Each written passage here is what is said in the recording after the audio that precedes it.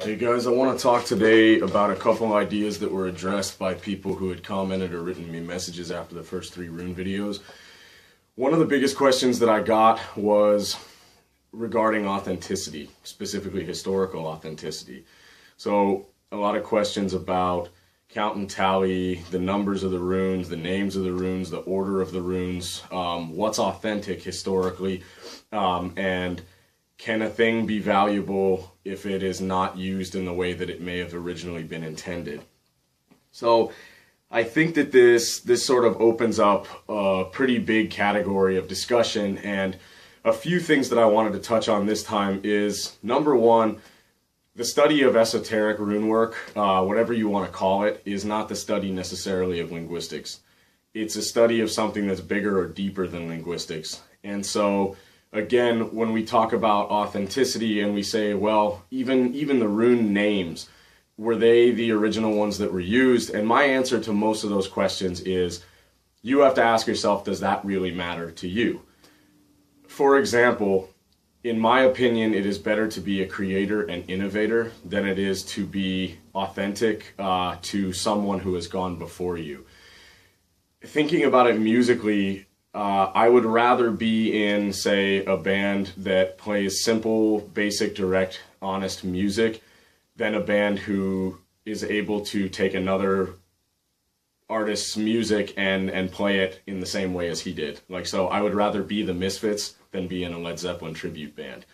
So the reason for this is that innovation and creation leads to better things mentally, spiritually, and so on than copying something.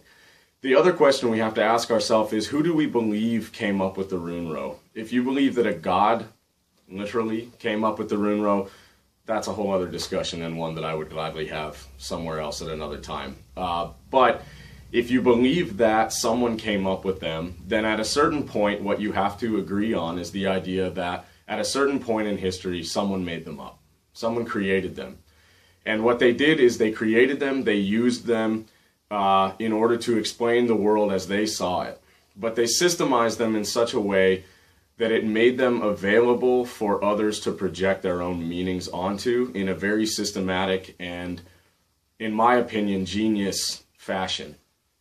So whoever did originally create them, one can either attempt to gap thousands of years of history and say, what did this person originally intend them for, and exactly how did he use them? Or they can ask themselves the question, how will I use them? How will I become an innovator of this system in order to make them work for me personally?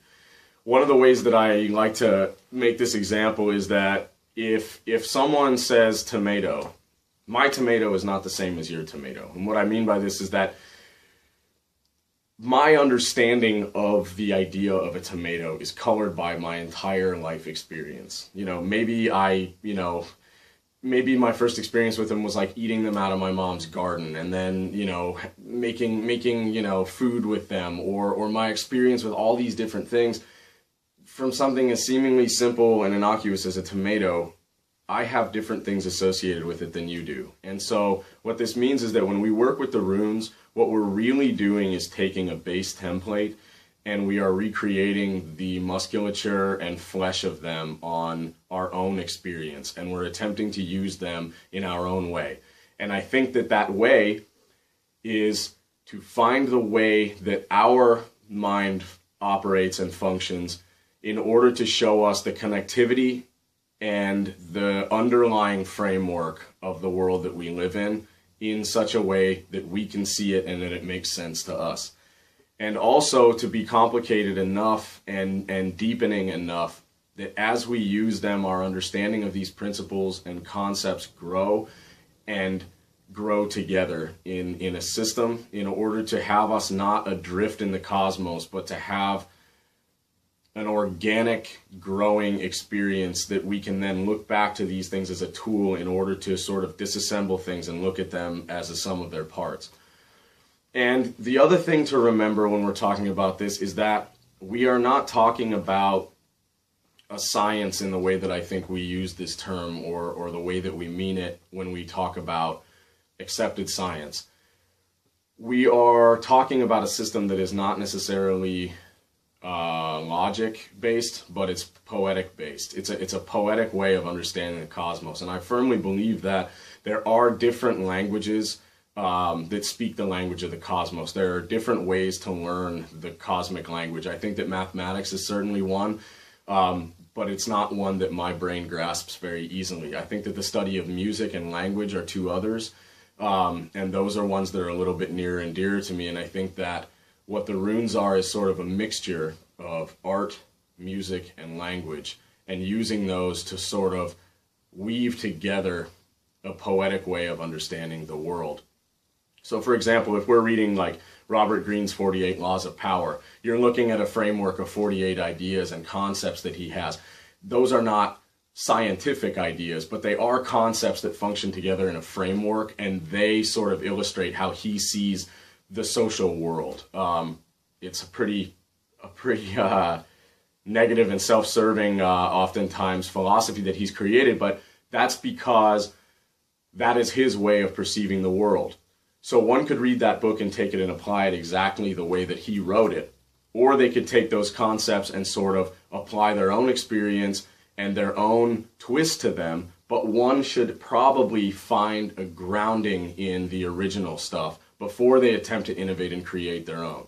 So, coming back around, as far as authenticity goes, what I believe you should have in your study of the runes is I believe you should ground yourself in the mythology, the cosmology, the cosmogony of the people who created these things as near as we can.